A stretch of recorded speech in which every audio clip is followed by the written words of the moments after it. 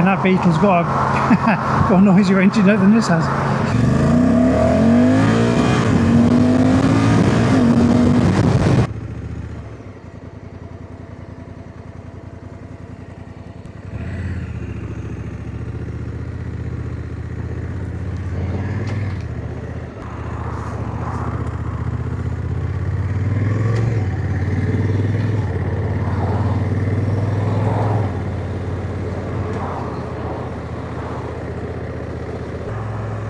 So good afternoon, here we are then, about to get knocked off our bikes. The blue cash car just came flying up behind me. Oh well, that was nearly a short ride.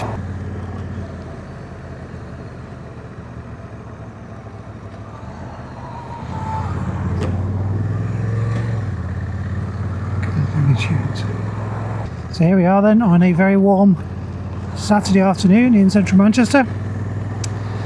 Just off on a test ride on the Honda Africa Twin. We're on the Adventure Sports, as it happens, with a DCT box. So the Africa Twin is a bike on my shopping list. As any of you who've seen my videos before, you know I'm currently on a Royal Enfield Himalayan 450 and have a few scenarios for have a few scenarios for new bikes. One of those scenarios is to part with the Royal Enfield and have a one do everything adventure bike that will do my long motorway tours, will do my fun weekend blasts and everything in between. So Africa Twin ticks a lot of boxes for me. I like the look of it, particularly the standard one, slightly less imposing stance I think than this one, taller but actually less bulk out front. So this ride is to see what I think.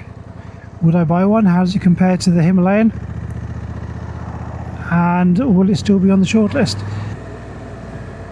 Okay, traffic is horrible today. This will teach me for coming for test rides on a Saturday. Not only was the dealer busy, the guy wasn't available when I got there for the time that he'd booked me in for. So I ended up waiting about 40 minutes in the showroom to actually get out on the bike. The traffic getting out anywhere is just horrendous. So yeah, back to weekday test rides from now on. I think it's worth the time off, frankly, to get a good feel for the bike.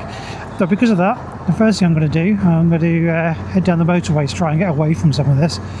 After all, this is going to be a touring bike for me, so I do want to see what it's like on the motorway in terms of comfort and wind protection, etc. It's part of the reason for buying this bike. Well, certainly building speed is not the only problem, plenty of power. So this got a DCT box. I'm not entirely sure I would buy the DCT box. Yeah, it's fine to ride for today. I put it into Sport 2, which is probably, from what I've seen online, is the most comparable to the way I end up riding most of the time. I probably won't mess around with the DC2 too much because that's not really what I'm interested in today. It's about everything else about the bike. The screen's doing a good job. I think it's in its highest position looking at it. I presume it's adjustable looking at the sliders on the side. I'll have a play with that when we stop, but even if it's not, actually there's a little bit of wind catching the visor on the helmet, but nothing too bad at all. Right, let's go off towards Bolton.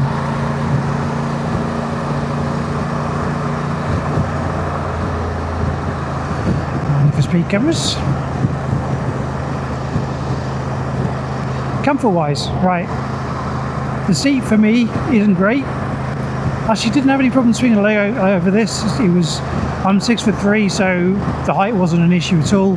But I am finding, for my leg length, let's try and look down for a second, I don't like how splayed my legs are on that tank. I don't think that's going to be comfortable for longer runs for me, but let's see. I only got about an hour and a bit today, so not going to be the best example, but let's see.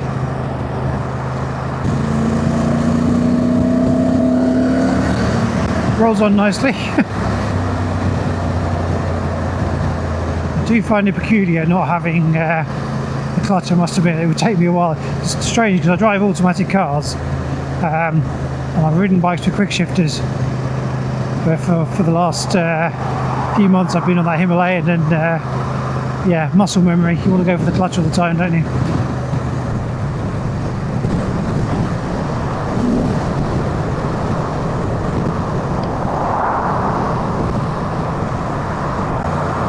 So yeah, my two first impressions then. I don't find the seating position and leg position in the terms of leg length as comfortable as I did on the Norden.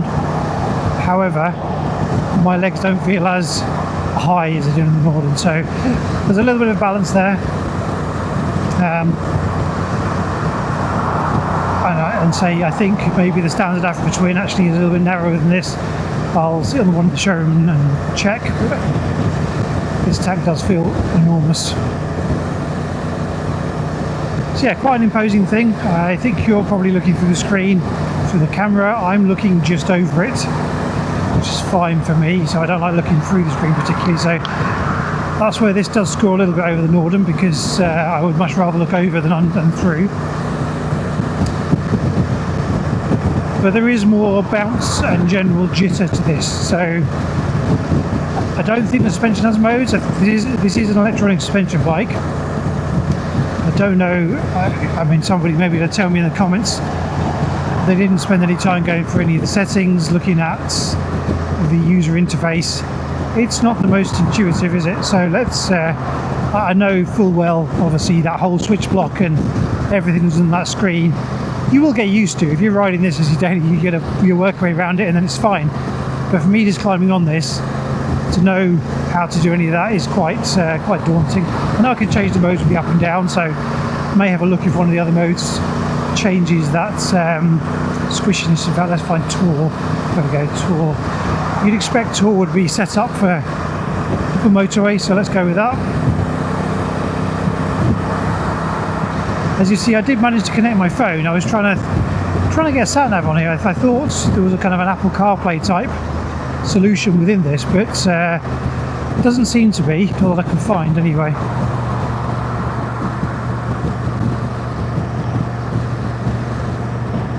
I'm going to come off at this junction, but it was fine at 70. Just felt, I think, overall it's not as smooth as I would necessarily expect. So it has the punch to keep going, it has the wind protection, but I think the Norden is definitely more stable, more planted for me, and I think the Himalayan 450, again with the suspension, I think is better. I don't feel it is quite as bumpy as this. It doesn't feel as stable as this high speed, but I don't feel it as bumpy.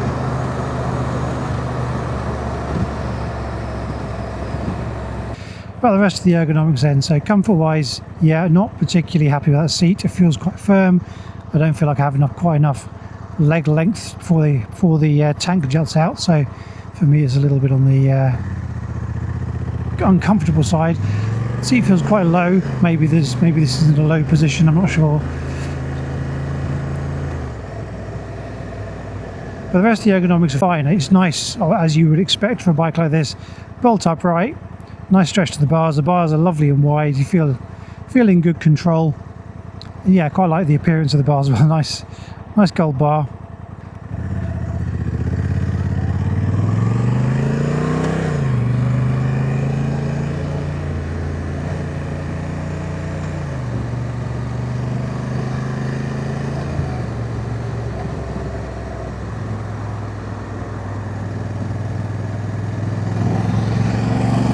It does feel like a big beast. Oh, 30 limit.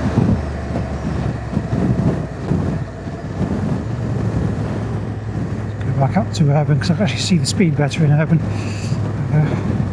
Yeah, it does feel like a big beast, admittedly. It's not, I wouldn't say top heavy at all. It's actually quite well balanced, but you can certainly, you feel the size of it. No issue moving it around. I'm not sure what the weight is of this particular bike, obviously, because it isn't the one I've been looking at. Yeah, plenty agile. I'd actually say I think this may be on a slightly smaller front wheel than because it's the because it's the Adventure Sport, but it does feel slightly more agile even than the Himalayan. I like the noise. I don't know if the mic's picking it up. It's quite a nice Quite a nice engine note. I think overall it's probably the nicest sounding out of the ones I'm looking at, but it's a bigger capacity. I mean, it's 1100 twin, so it's got that deep note that goes with that.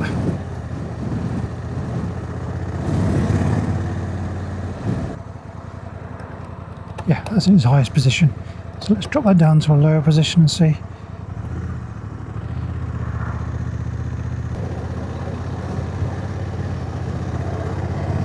I like the brakes on this. I'm not sure if the lever's adjustable. It's quite a span to the brake at the moment, but they do feel nice and progressive when you pull them. And the suspension works well with it. I don't feel that's a big part. Actually, that bouncy suspension is quite nice in that way. I suppose it gives you that suppleness over those bumps. So that just kind of floated over that one.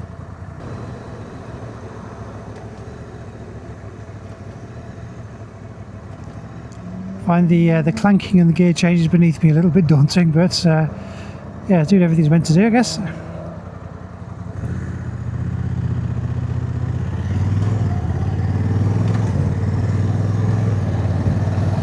It is lovely and smooth to ride. I mean, the low down torque on this engine is just lovely. I need to stop saying lovely. It's very nice to ride.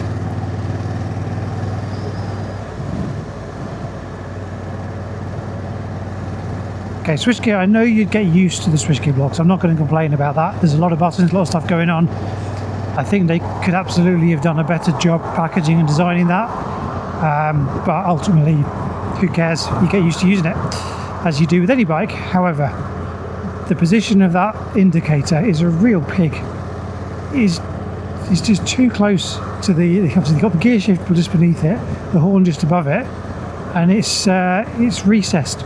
So yeah, not particularly keen on that. And as much as the dash isn't particularly to my taste, the having the screen up that high with the speed nice and central there is pretty good. Quick glance, I can see what I'm doing. Not sure what the second screen's around, to be honest. Why do we need two? I thought that was so this one could show us sat-nav or something and it's still got a speedometer, but I can't get it to do that. So I'm no technophobe, you know. I'm pretty good with technology, and I sat for a few minutes before we left trying to fathom that and couldn't. So it's not intuitive, shall we say.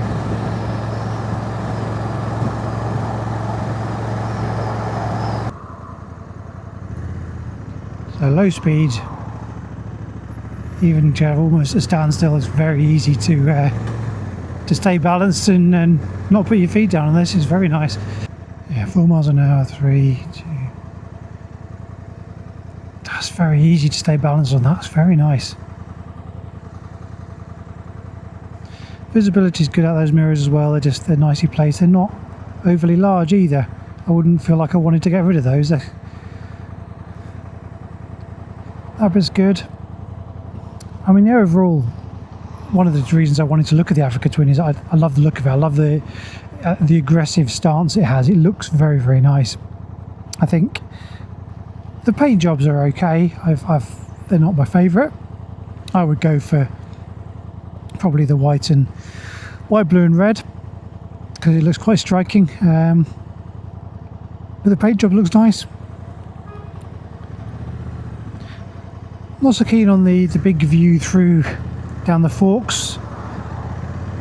A lot of plastic, and you know, I have no doubt those plastics are all good quality and will stand the test of time. As I mentioned in another video, I learnt on a Honda that was 12 years old and it was absolutely great. So very responsive throttle, but actually not at all difficult to use. Even the DCT, if you've never ridden a DCT, that's the hardest thing is getting your left hand to sit and do nothing, because it's incredibly smooth. Very, very easy to ride.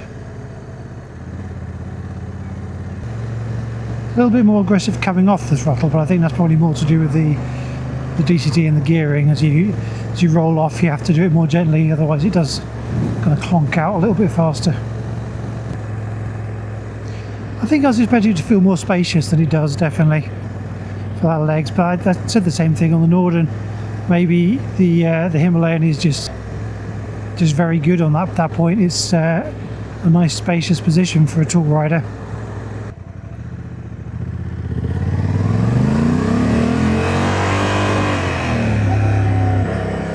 That's what I like it.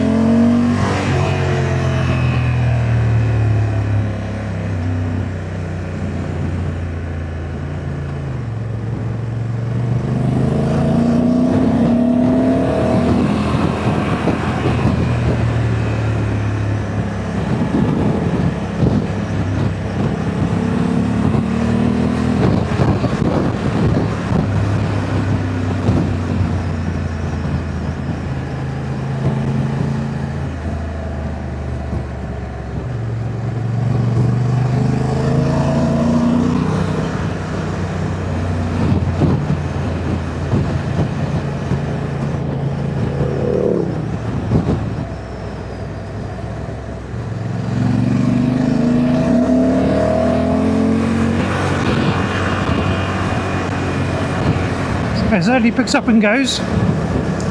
It is quite bouncy, not the most confidence inspiring, but it's a big adventure bike. I mean, I do want, if I was going for something expensive, I do want it to do the fun stuff as well as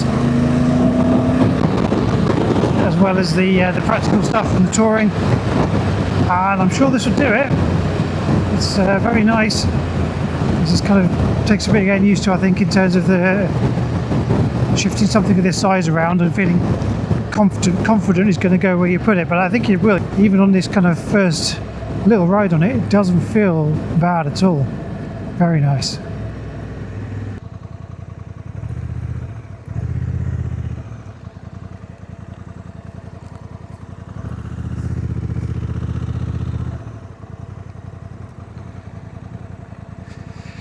So there in the distance is Manchester, where we're heading back to, so we probably start heading back off that way now. Okay, let's head back.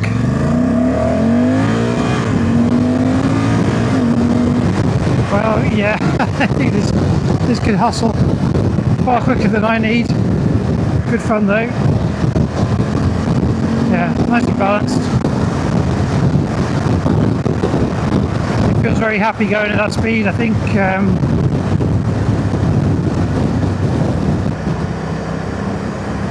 the helmet is probably the limitation of this one. You see the peak getting picked up by the air in that blast. That's because I've lowered the screen. But yeah, very, very nice. Probably better as a distance comfort bike than it is as a back road blaster, but actually as a can do everything bike, yeah, this is pretty good.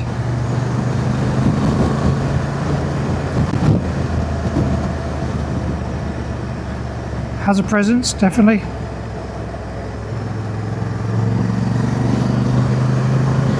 There's no unwanted vibrations. As much as the seat's a little bit firm, it does feel okay. Well, that's good. Just the brakes. Brakes are very, very strong. Yeah, that's impressive.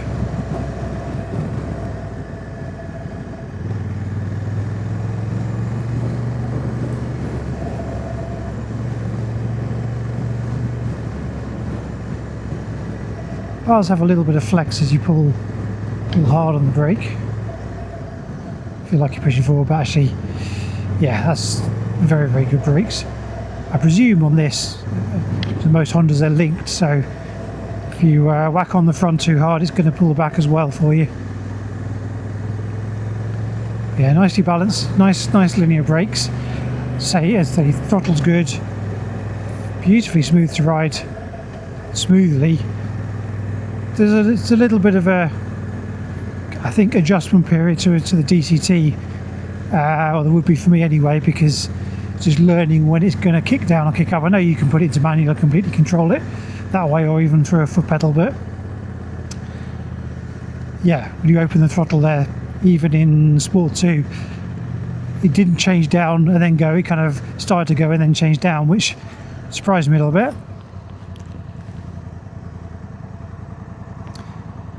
A beautifully easy bike to move at low speed, which really surprised me, because it is quite a big bike. I mean, I know obviously I'm tall, but you know, in comparison to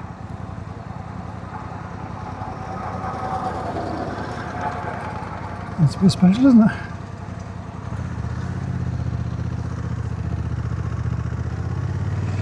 In comparison to other bikes that I've looked at and ridden, I actually find this one pretty easy, which is good, because if you think about it, the Husqvarna was lovely, but then that has the saddlebag tanks where the fuels were held low. I don't think this does. I think this is a normal tank, so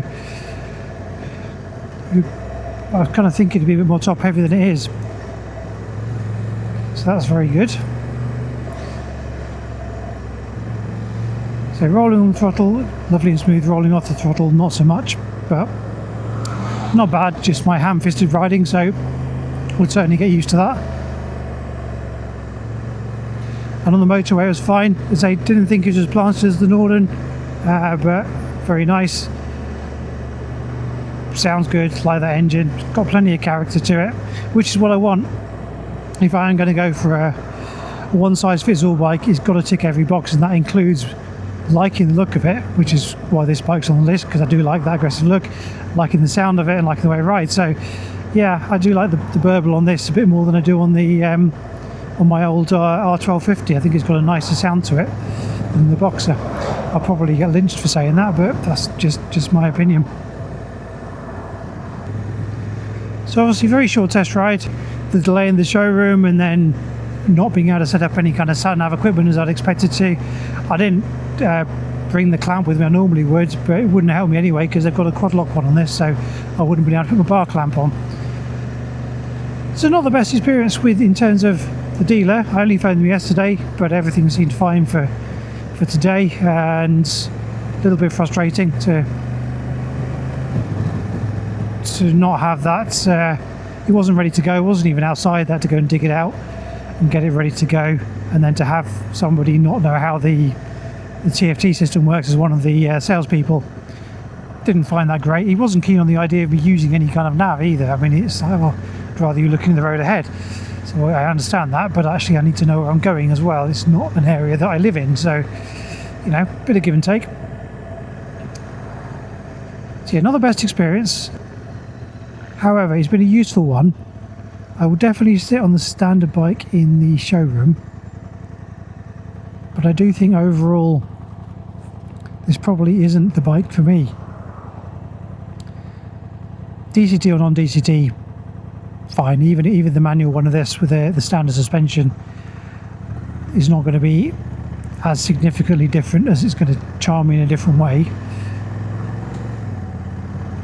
And whilst I like the engine note and I like the appearance, and it's a very nice thing to ride, I actually preferred the Norden.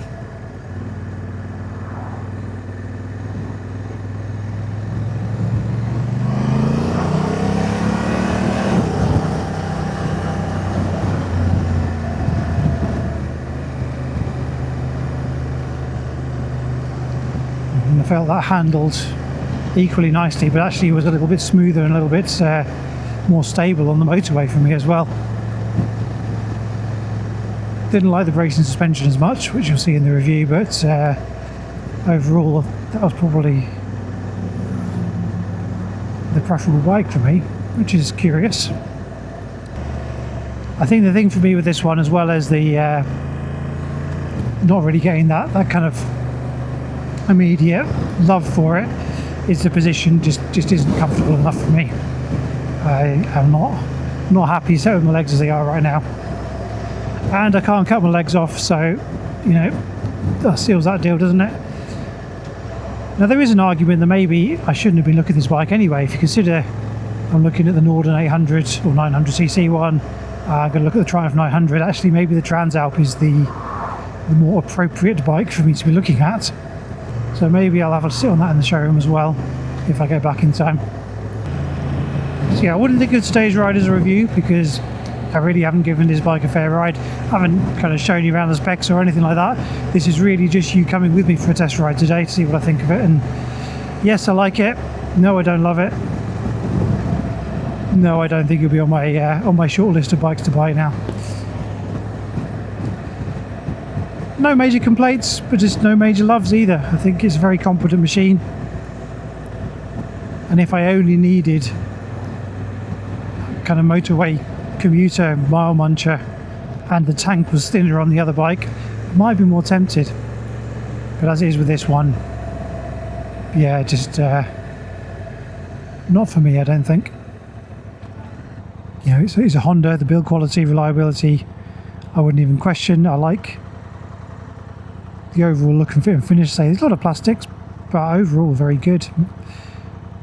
No concerns. I wouldn't, would never think of having concerns of reliability or build quality on a Honda. I mean, that's one of the reasons you buy them, isn't it? And I think you do sacrifice a little bit of excitement for that steadfastness. I'm sure if I spent some days or weeks with this bike, I would probably grow to love it and enjoy riding it and be able to ride it, get a lot more out of it.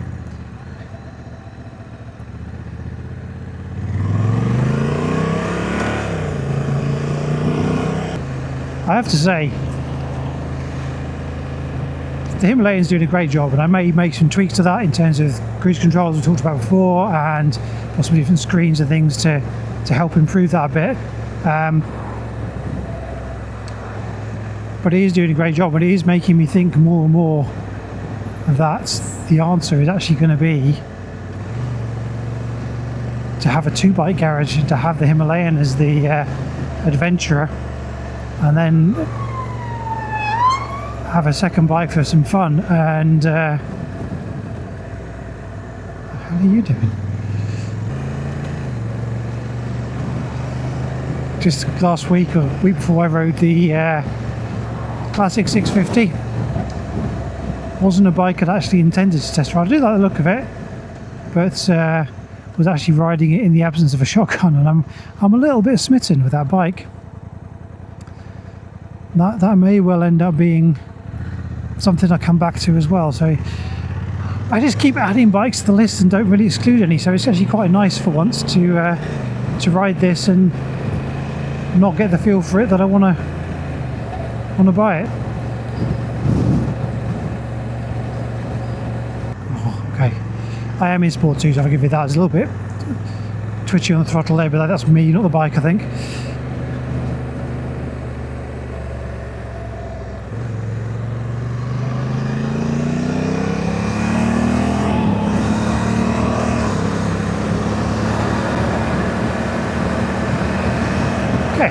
Finally heading the right way, I think.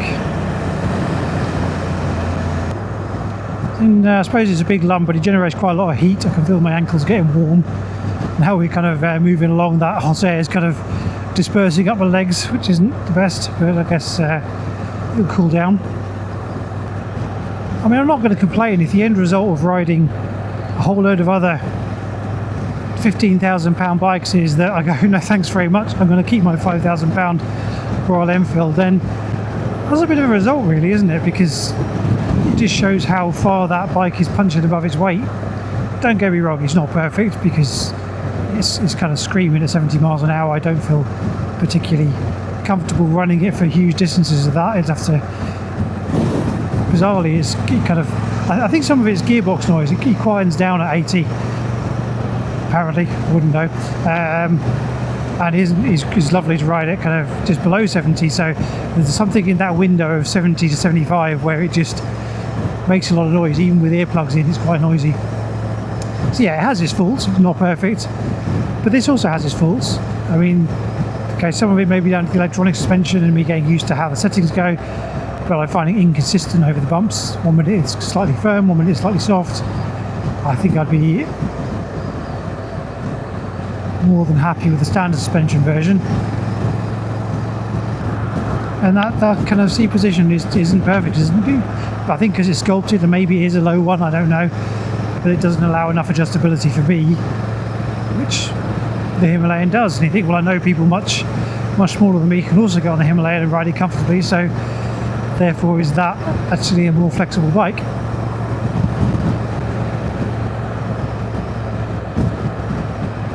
And while this character is different to a twin, I don't like this necessarily any more than the Himalayan in terms of the engine note. I like the pace. I like the twist the throttle and go very fast. That's quite nice. But then that's also going to get me in trouble. So, yeah, careful what you wish for. Seen a few kind of classic looking bikes today with very big touring screens on. Maybe that's the way to go.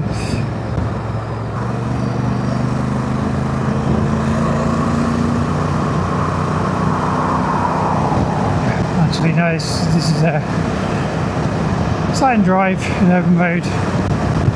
Nice motorway bike, definitely.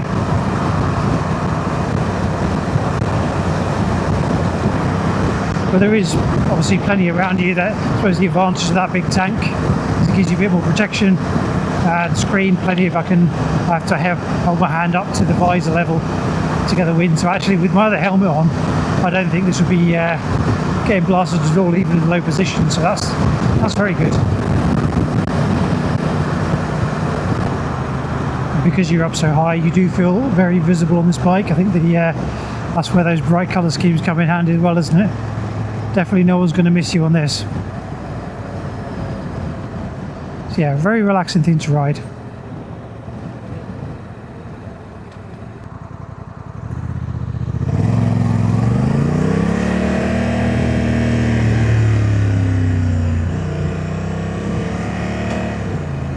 Yeah, relaxing, but it can still move when you want it to. And actually deals with those bumps with a lot of composure. So that electronic suspension definitely doing its job. Just something to get used to.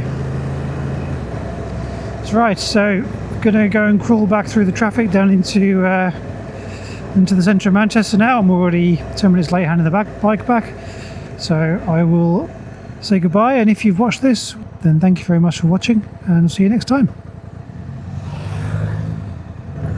Yeah, I should probably be doing that as well. Let's take his lead.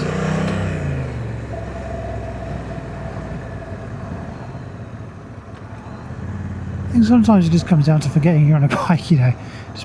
That's why this does feel a little bit wider than the Himalayan in terms of some of the gaps I put the Himalayan through. I'm not sure I'd try with this.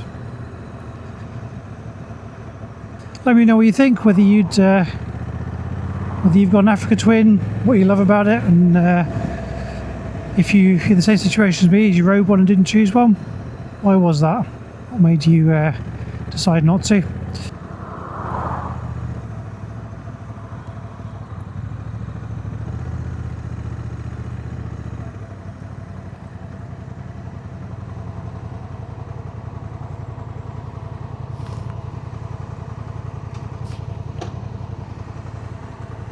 That's interesting. What does an automatic bike do if you're in drive and you put the side stand down, it cuts out?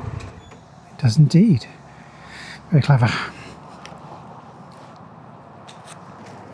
There we go, we'll do the quickest walk around ever just before I fill it up with fuel. Not a bad looking bike, is it? Covered in bugs now because I've been riding it. Quite imposing. I like the gold rims on it. Do like that kind of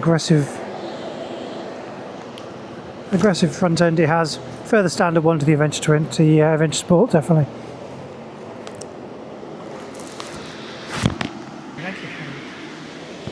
There's the back end of it. Looks very smart, very nicely styled.